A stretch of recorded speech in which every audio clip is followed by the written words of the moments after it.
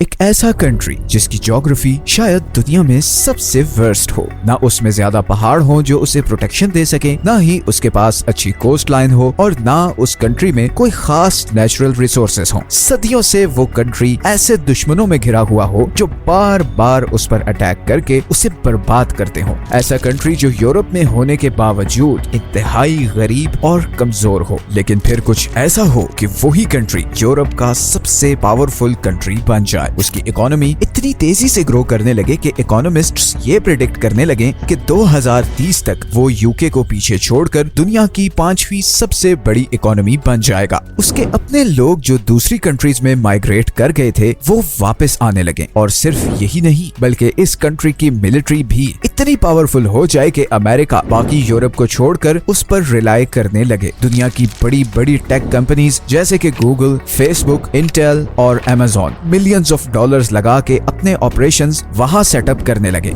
ये कोई फिक्शन नहीं है, ये कहानी है पोलैंड की। आज हमारे पास एक दिलचस्प विषय है, लेकिन पहले मैं कॉफी बनाऊंगा और फिर हम जारी रखेंगे। The next super power of Europe, जिसने सिर्फ 30 सालों में अपने हालात और तकदीर बदल दिए। लेकिन पोलैंड की इस प्रोग्रेस को सिर्फ एक खतरा है, और वो खतरा बाहर के दुश्मनों से नहीं है बल्कि खुद पोलैंड के अंदर से ही है। इस वीडियो में हम डिस्कस करने जा रहे हैं पोलैंड की जबरदस्त ट्रांसफॉर्मेशनल स्टोरी और कुछ खतरनाक चैलेंजेस जो पोलैंड की इस सारी तरक्की को बर्बाद कर सकते हैं। पोलैंड की इस अमेजिंग ट्रांसफॉर्मेशन को समझने के लिए हमें पहले पोलैंड की हिस्ट्री और ज्योग्राफी को समझना होगा। आज का पोलैंड जर्मनी, चेक Republic, Slovakia, Ukraine, Belarus, Lithuania और रशिया के साथ बॉर्डर शेयर करता है। पोलैंड की ज्योग्राफी बहुत ही फ्लैट है और इसी वजह से बाहर से दुश्मनों के लिए उस पर अटैक करना हमेशा से बहुत आसान रहा है। पोलैंड के साथ नॉर्थ में बाल्टिक सी है, मगर वहाँ से खुले समुद्र में जाने के लिए पोलैंड के समुद्री जहाजों को इस चोक पॉइंट से गुजरना पड़ता है। तो पोलैंड हमेशा से ही उन कंट्रीज पे डिपेंडेंट रहा है जिनके कंट्रोल में ये चोक पॉइंट्स थे।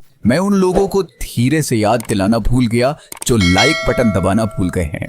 अगर हम कुछ 100 साल पीछे चले जाएं, तो पॉलिश एम्पायर बहुत ही पावरफुल थी और बाल्टिक सी से लेकर ब्लैक सी तक का ये सारा एरिया पोलैंड के कंट्रोल में था। लिथुआनिया, बेलारूस, यूक्रेन और इवन रशिया का मॉस्को तक का अच्छा खासा एरिया पॉलिश एम्पायर के कंट्रोल में ही था। लेकिन फिर 17th सेंचुरी के बाद इंटरनल रिवोल्ट्स, रिलीजियस इंटॉलरेंस और सेक्टेरियन क्लैशेस की वजह से पॉलिश एम्पायर लगातार कमजोर होती गई, और फिर ऑटोमन एम्पायर ने इस गिरती हुई दीवार को एक फाइनल धक्का दिया, जिसके बाद ये सारी स्टेट्स पॉलिश एम्पायर से अलग हो गईं। पोलैंड अब हर तरफ से दुश्मनों में घिरा हुआ था। नॉर्थ में स्वीडन और डेनमार्क थे जिन्होंने उसका समुद्री रूट चोक किया हुआ था। वेस्ट में जर्मन्स थे, ईस्ट में सोवियत यूनियन था और साउथ में ऑटोमन एम्पायर। अगले 100 साल तक पोलैंड अपने पड़ोसियों से उलझता ही रहा, लेकिन असल युद्ध शुरू हुआ 1918 में, जब वर्ल्ड वॉर 1 हारने के बाद जर्मनी ने ये सारा एरिया खाली कर दिया। अब क्योंकि 17th सेंचुरी से पहले ये सारी स्टेट्स पोलैंड के कंट्रोल में थी,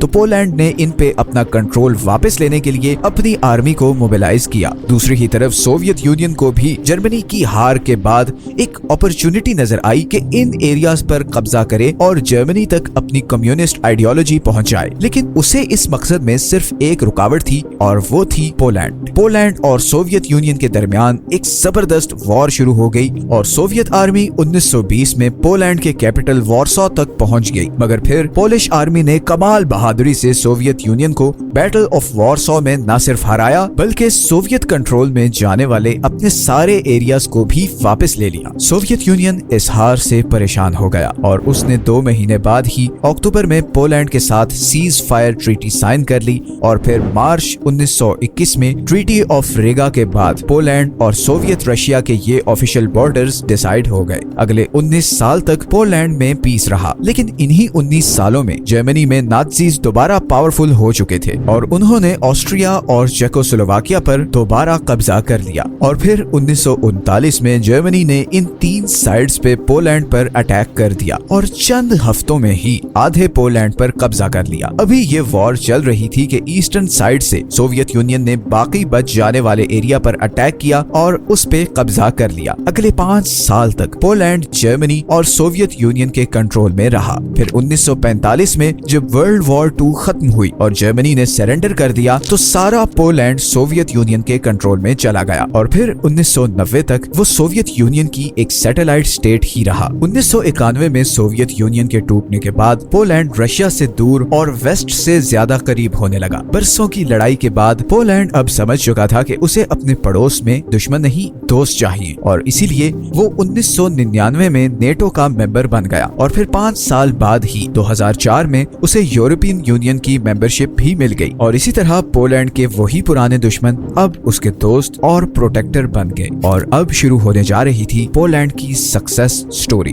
पोलैंड 1946 से 1990 तक सोवियत यूनियन के अंडर था और इन 40 सालों में उसकी इकोनॉमी दुनिया से कट ऑफ और बहुत ही स्लो रही, बिकॉज उसे वही सोवियत यूनियन का नेशनलाइजेशन का सिस्टम फॉलो करना पड़ता था, जहां पर सब कुछ स्टेट ओन्ड था और प्राइवेट बिजनेसेस ना होने के बराबर थे। सारे इकोनॉमिक डिसीजंस मॉस्को से होते थे और इसीलिए जब 1990 में पोलैंड सोवियत यूनियन से आजाद हुआ तो वो यूरोप का सबसे गरीब कंट्री था और ज्यादातर पढ़े लिखे लोग पोलैंड छोड़कर दूसरे कंट्रीज में जा चुके थे। लेकिन 30 साल बाद आज पोलैंड यूरोप का सबसे अमीर और पावरफुल कंट्री बनने जा रहा है और पिछले 30 सालों में जो लगातार इकोनॉमिक ग्रोथ उसने एक्सपीरियंस की है वो आज तक किसी और यूरोपियन कंट्री ने नहीं की, और इसकी सबसे बड़ी वजह है सिंसियर इकोनॉमिक पॉलिसीज। सबसे पहला काम जो पोलैंड ने सोवियत यूनियन से आजाद होने के बाद किया वो था नेशनलाइज की गई सारी इंडस्ट्रीज को दोबारा प्राइवेटाइज करना। देखें, कम्युनिज्म के कोलैप्स की सबसे बड़ी वजह यही थी कि वो आपसे इंसेंटिव ले लेता है। हम इंसान बाय नेचर रिवॉर्ड और प्रॉफिटेबिलिटी से ट्रिगर होते हैं। जब आप किसी भी काम में रिवॉर्ड फिक्स कर दें या इर्रिस्पेक्टिव ऑफ परफॉर्मेंस हर बंदे को एक ही रिवॉर्ड दें तो लोगों में ज्यादा मेहनत करने, आगे बढ़ने और इनोवेशन करने का जज्बा खत्म हो जाएगा। और यही नेशनलाइजेशन में होता है, क्योंकि वो इंस्टीट्यूशन गवर्नमेंट के कंट्रोल में होती है तो उसकी सारी पॉलिसीज, सारे खर्चे गवर्नमेंट के कंट्रोल में होते हैं। सरकारी जॉब वालों में आगे बढ़ने या इनोवेशन का कोई जज्बा नहीं होता, बिकॉज उन्हें एक फिक्स्ड सैलरी मिल रही है। उनकी तरक्की एक फिक्स्ड टाइम के बाद होनी ही है, उसका इंस्टीट्यूशन प्रॉफिट में हो या लॉस में, उन्हें इससे कोई फर्क नहीं पड़ता, बिकॉज सारी फंडिंग तो गवर्नमेंट कर रही होती है। और यही चीज लॉन्ग टर्म में इदारों को बर्बाद करती है। इवन पाकिस्तान के आज के इकोनॉमिक कोलैप्स में 1970s में की गई नेशनलाइजेशन का भी बहुत बड़ा हाथ है। खैर, पोलैंड ने पिछले 10 साल तो सारी बड़ी इंडस्ट्रीज को प्राइवेटाइज किया, लेकिन अभी भी ग्लोबल लेवल पर ग्रो करने के लिए ये स्टेप्स नाकाफी थे और इसीलिए पोलैंड ने फिर यूरोपीय यूनियन में शामिल होने के लिए कोशिश शुरू कर दी। और फिर फाइनली 2004 में यूरोपियन यूनियन का मेंबर बनने के बाद पोलैंड के लिए असल तरक्की का दरवाजा खुल गया। पूरे यूरोप में सबसे ज्यादा सस्ती लेबर होने की वजह से जर्मनी, अमेरिका, यूके और फ्रांस की मैन्युफैक्चरिंग कंपनीज अपने प्लांट्स पोलैंड में लगाने लगी। फॉरेन इन्वेस्टमेंट को बढ़ाने के लिए पोलैंड ने बाहर की कंपनीज को टैक्सेस में अच्छी खासी रिलैक्सेशन दी। अब गो के ये कंपनीज प्रॉफिट्स अपने होम कंट्रीज ट्रांसफर कर रही थी, मगर एम्प्लॉयमेंट की सूरत में वो पोलैंड की इकोनॉमी को बहुत हेल्प कर रही थी। अब यहाँ पर एक ट्रिकी चीज ये है कि ज्यादातर कंट्रीज ऐसी सिचुएशन में मिडिल इनकम ट्रैप में फंस जाते हैं। ये ट्रैप तब होता है जब आपके पास चीप लेबर के अलावा कोई और चीज ऑफर करने के लिए नहीं होती और आपकी इकोनॉमिक ग्रोथ बस मैन्युफैक्चरिंग जॉब्स तक ही लिमिटेड रहती है। बाहर की कंपनीज आती हैं, बस अपने मैन्युफैक्चरिंग प्लांट्स लगाती हैं और आपकी कंट्री की सस्ती लेबर को हायर करके प्रॉफिट्स कमाती हैं। लेकिन पोलैंड ने इस ट्रैप को ऐसे अवॉइड किया कि अपनी लेबर फोर्स को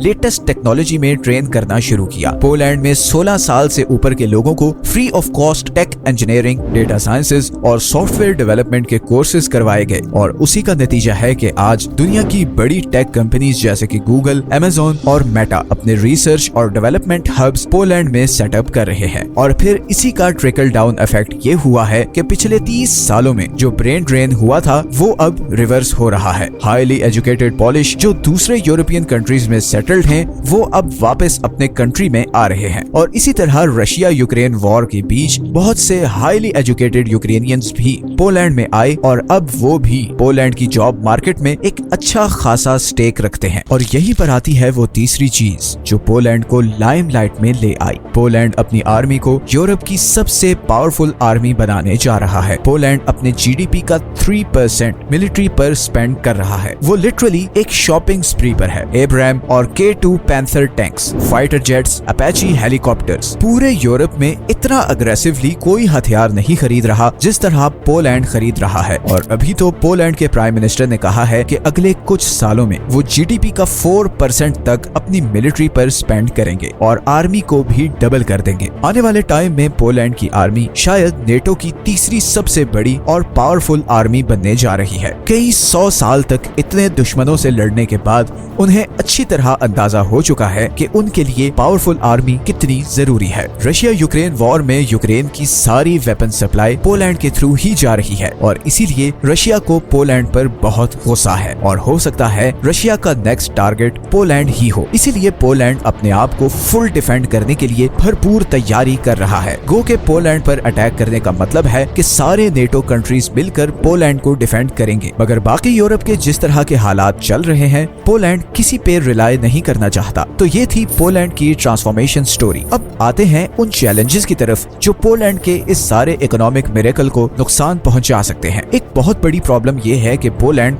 फॉरेन इन्वेस्टमेंट पर बहुत ज्यादा डिपेंडेंट है। अपनी इंडस्ट्री और नेचुरल रिसोर्सेज ना होने की वजह से पोलैंड की सारी इकोनॉमी फॉरेन इन्वेस्टमेंट से चलती है और कल को किसी भी वजह से अगर ये कंपनीज पोलैंड से कहीं और रिलोकेट करती हैं तो पोलैंड की इकोनॉमी लिटरली महीनों में कोलैप्स कर जाएगी। और दूसरा चैलेंज ये है कि पोलैंड बहुत ज्यादा डिवाइडेड है। एक तरफ लिबरल्स हैं और दूसरी तरफ कंजर्वेटिव। पोलैंड की करंट गवर्नमेंट कंजर्वेटिव्स की है और उनका लिबरल्स के साथ बहुत ज्यादा टसल है। लिबरल्स ये क्लेम करते हैं कि कंजर्वेटिव गवर्नमेंट पावर में रहने के लिए रूल्स को चेंज करती रहती है और ऐसी अमेंडमेंट्स करती है जो उन्हें फायदा दे। इसी वजह से इवन यूरोपीय यूनियन ने भी पोलैंड की करंट गवर्नमेंट को थ्रेट किया है कि अगर उन्होंने लॉज के साथ छेड़छाड़ बंद ना की तो वो पोलैंड को यूरोपीय यूनियन से निकाल भी सकते हैं और ये पोलैंड के लिए एक बहुत ही बड़ा सेटबैक होगा। तो इतनी जबरदस्त प्रोग्रेस के बावजूद पोलैंड अभी एक बहुत ही खतरनाक मोड़ पर है और कोई भी डिसीजन पोलैंड के लिए फ्यूचर में अच्छे या बुरे कॉन्सिक्वेंसेस ला सकता है।